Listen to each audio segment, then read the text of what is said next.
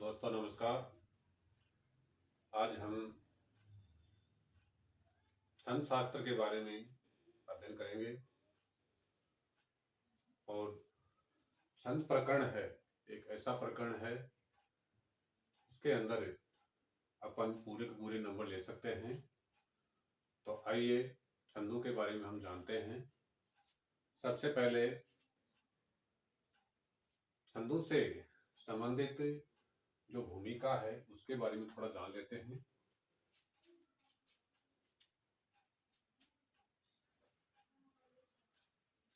तो छंद को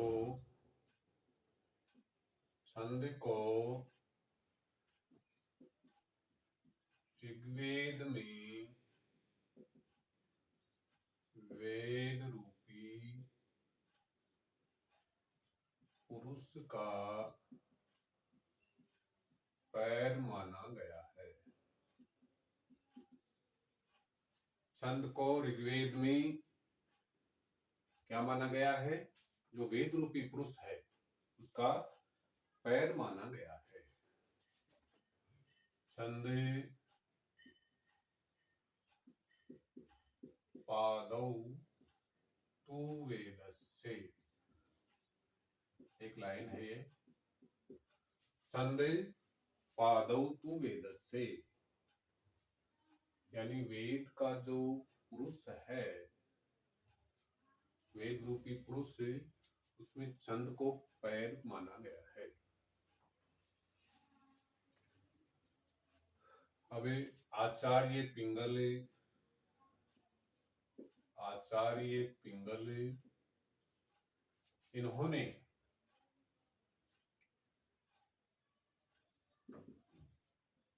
छंद सूत्र नाम की एक रचना है वो लिखी है।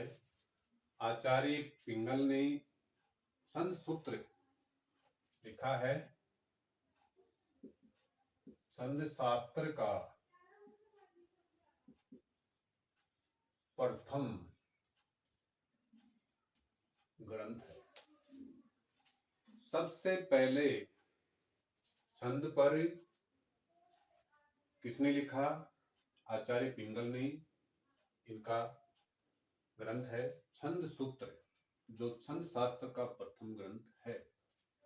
इसमें 8 अध्याय हैं। कितने अध्याय हैं इसमें? 8 अध्याय हैं। अब छंद सूत्र पर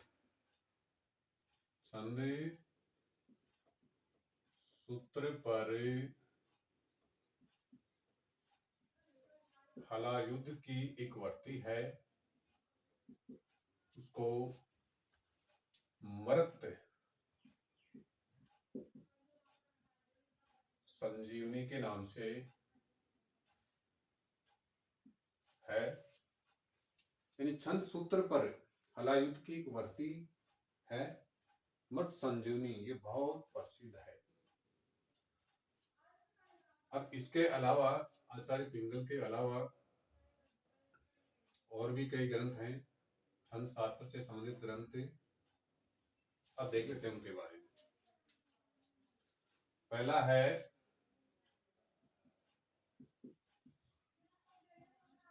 छंदो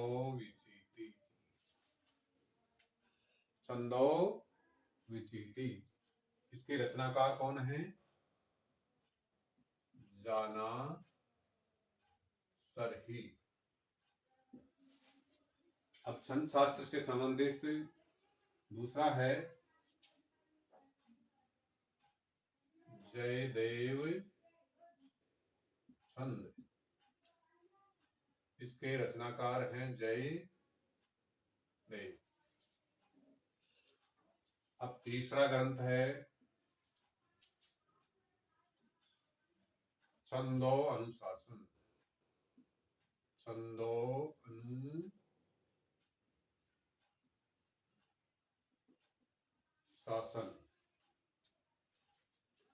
छंदो अनुशासन, इसके रचनाकार कौन है? जय कीर्ति। पहला ग्रंथ किसका है? आचार्य पिंगल का।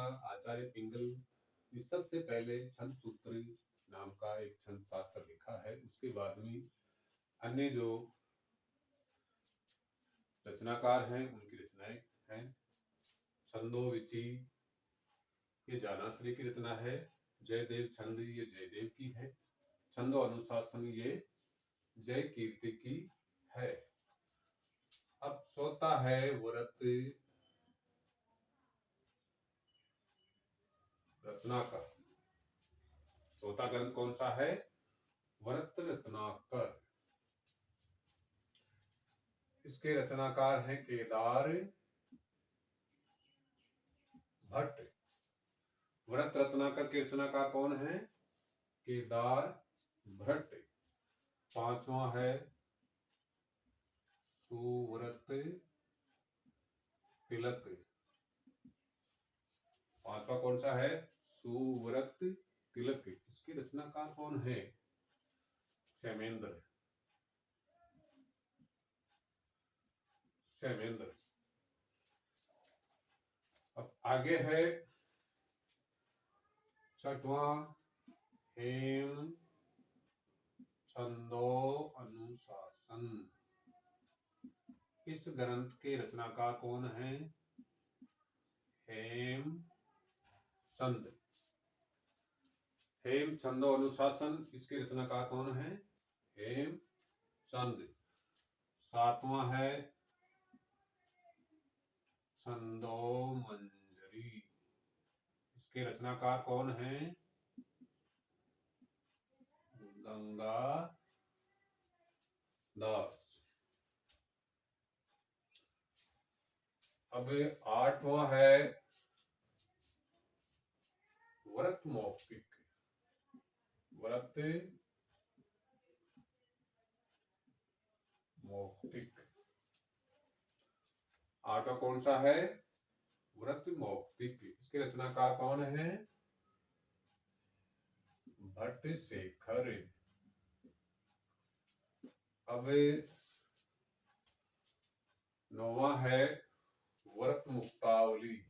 व्रत मुक्तावली। व्रत मौखिक के रचनाकार कौन है? भट्ट और व्रत मुक्तावली के हैं श्री कृष्ण भट्ट। श्री कृष्ण भट्ट जो जयपुर के निवासी हैं। इसके बाद में है 10वां श्रुतबोध। इसके रचनाकार हैं कालिदास। 11वां है वाणी भूषण।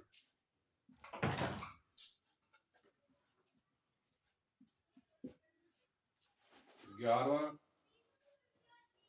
ग्रंथ है वाणी भूषण। इसके रचनाकार है दामोदर मिश्र। दामोदर मिश्र। अब छंद शास्त्र का पहला ग्रंथ कौन सा है? छंद सूत्र जो आचार्य पिंगल के द्वारा रचा गया है। इसके बाद में जो अन्य ग्रंथ हैं छंदोविची इसके रचनाकार जानाश्री। जयदेव छंद के रचनाकार हैं जयदेव। छंदो अनुशासन के रचनाकार हैं जय कीर्ति। व्रत रत्नाकर के हैं केदार भट्ट। सुव्रत तिलक के हैं क्षेमेंद्र। हेम छंदो अनुशासन के हैं हेमचंद्र और छंदो मंजरी के हैं गंगादास। व्रत मौक्तिक के हैं भट्टशेखर। व्रत मुक्तावली के हैं श्री कृष्ण भट्ट जो जयपुर के निवासी हैं। श्रुतबोध कालिदास हैं इसके रचनाकार। वाणी भूषण की दामोदर मिश्र की रचना है। अब छंदों से संबंधित शब्दावली है उसके बारे में थोड़ा जान ले लेते हैं। अब छंद सूत्र से संबंधित कौन कौन से शब्द हैं ऐसे जिनका छंद में प्रयोग किया जाता है उसके बारे में जान लेते हैं। पहला है पाद या चरण। पाद या चरण किसको कहते हैं? यानी पद्य या श्लोक में कितने पद होते हैं? 4। पद्य या श्लोक में कितने चरण होते हैं या कितने पाद होते हैं? 4। तो छंद को मानते हैं कौन सा? चतुर्थांश। चतुर्थांश। एक वाक्य है, गेय पाद चतुर्थांश,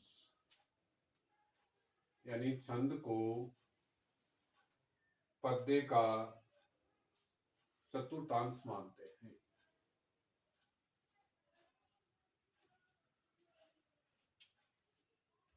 अब जो पद्य, जो पाद या चरण है वो कितनी प्रकार का होता है? 2 प्रकार का। पाद या चरण कितनी प्रकार का होता है? 2 प्रकार का।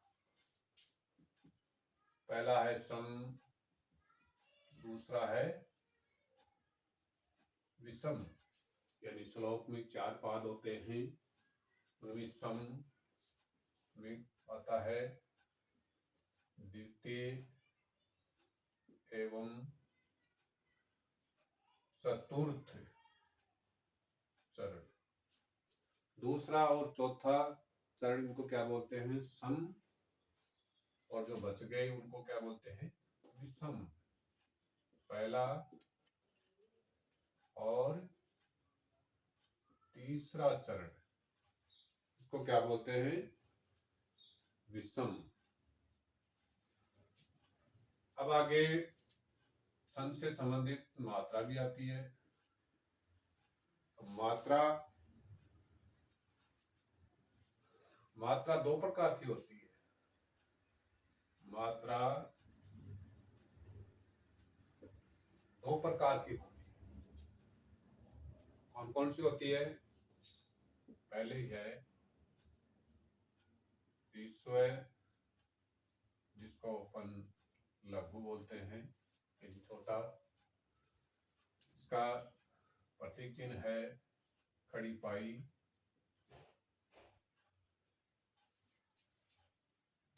मात्रा 2 प्रकार की होती है। पहला है विश्व, जिसको लघु बोलते हैं, इसका प्रतीक चिन्ह है खड़ी पाई। अब लघु वर्ण कितने होते हैं?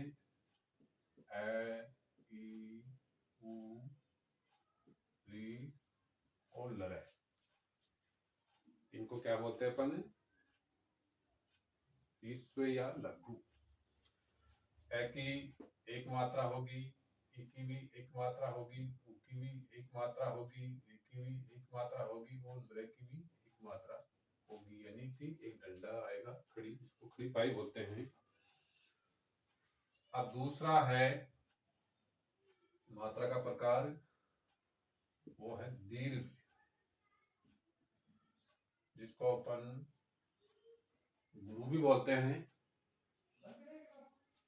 दूसरा प्रकार है दीर्घ, जिसको गुरु बोलते हैं। इसका एस, इसका संकेतक चिन्ह है। अब दीर्घ वर्ण में कौन कौन से आते हैं? आ, बड़ी ई, बड़ा उ,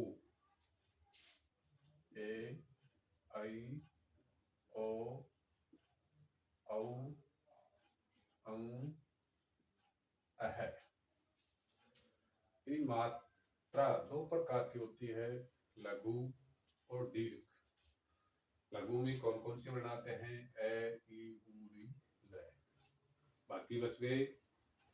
आ, इसका प्रतीक चिन्ह है एस, जिसको बोलते हैं गुरु। इसका भी गुरु आएगा, इसका भी गुरु आएगा, ये भी गुरु है, ये भी गुरु है, ये भी गुरु, ये भी गुरु, ये भी गुरु और ये भी गुरु।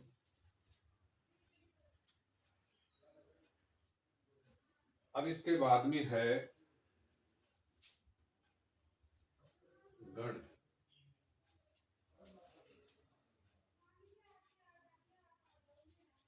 अब गण क्या है? वर्णों या मात्राओं के समूह को गण कहते हैं। वर्णों या मात्राओं के समूह को क्या कहते हैं? गण। और गण कितने प्रकार के होते हैं? गण कितने प्रकार के होते हैं? 2 प्रकार के। कौन कौन से होते हैं? पहला है वर्णात्मक गण।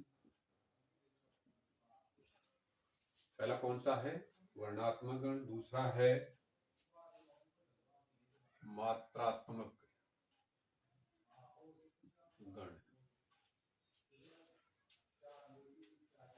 गण वर्णों या मात्राओं के समूह को गण कहते हैं। इसके 2 प्रकार हैं, वर्णात्मक गण और मात्रात्मक गण। अब वर्णात्मक गण कितने प्रकार के हैं? 8 प्रकार के। और मात्रात्मक गण कितने हैं? 5 प्रकार के। वर्णात्मक गण कितने प्रकार के हैं? 8 प्रकार के। और मात्रात्मक गण कितने हैं? 5 प्रकार के। अब वर्णात्मक गण हैं वो 8 कौन कौन से हैं, इनके बारे में जान लेते हैं।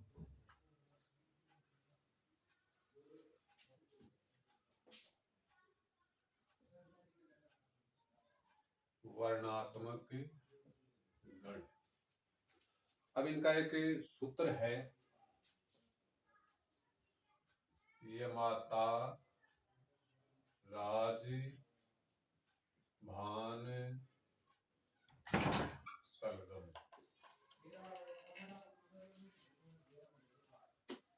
वर्णात्मक गण का एक सूत्र है, यमाता राज भान सलगम। अब 8 कौन कौन से हैं? पहला है ये गण, दूसरा है मैं गण, तीसरा है तैगण, चौथा है रैगण, पांचवा है जयगण, छठवा है भैगण, सातवां है नैगण, आठवां है सैगण। अब गण कितने हैं? वर्णात्मक गण 8 प्रकार के हैं, यह गण, मैं गण, तैगण, रैगण, जयगण, भैगण, नैगण और सैगण। अब इनको याद करने के लिए ये सूत्र आपको याद करना पड़ेगा, यमाता राज भान सलगम। अब यह गण में कौन कौन से वर्ण आते हैं? जैसे य, मा, ता, उसका प्रतिचिन्ह है लघु, गुरु, गुरु। इसके बाद में है मैं गण, मा, ता, रा, यानी तीनों गुरु हैं। तैगण में आता है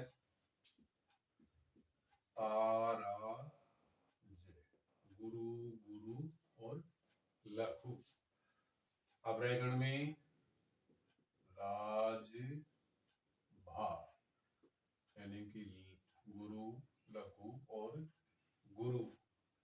अब जय में आता है जय, भा, न, यानी लघु, गुरु और लघु। अब भैगण में आता है भा, न, स, यानी कि गुरु, लघु और लघु। अब न में आता है न, स, ल, ये तीनों लघु हैं। अब सैगण में आता है स, ल, ग, म, सलगम। इसका लघु, लघु और गुरु। यानी कि वर्णात्मक गण कितने हैं? 8। इनका एक सूत्र है यमाता राज भान सलगम। ये आपको याद करना पड़ेगा, इससे आपको गण याद करने में सुविधा रहेगी।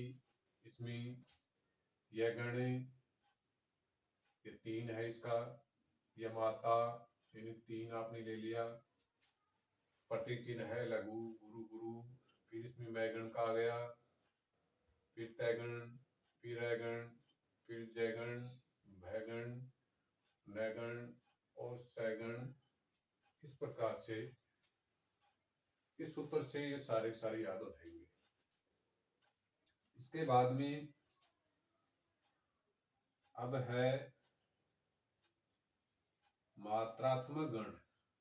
मात्रात्मक गण कितने होते हैं? 5। मात्रात्मक गण कितने होते हैं? 5। पहला है सर्वगुरु, दूसरा है अंत गुरु, तीसरा है मध्य गुरु, चौथा है आदि गुरु और पांचवा है सर्वलघु। यानी मात्रात्मक गण कितने होते हैं? 5। कौन कौन से? सर्वगुरु, अंत गुरु, मध्य गुरु, आदि गुरु और सर्वलघु। सर्वगुरु में 3 गुरु आएंगे, अंत गुरु में अंत में गुरु आएगा, मध्य में गुरु आएगा, आदि में पहले आ जाएगा और सर्वलघु यानी 3 लघु। तो वर्णात्मक गण कितने हैं? 8। मात्रात्मक गण कितने हैं? 5। अब छंद से संबंधित जो भी शब्दावली है वो आपके सामने बता दी गई है कि इनसे संबंधित कौन कौन से ग्रंथ हैं, इनमें किन किन शब्दों का प्रयोग किया जाता है।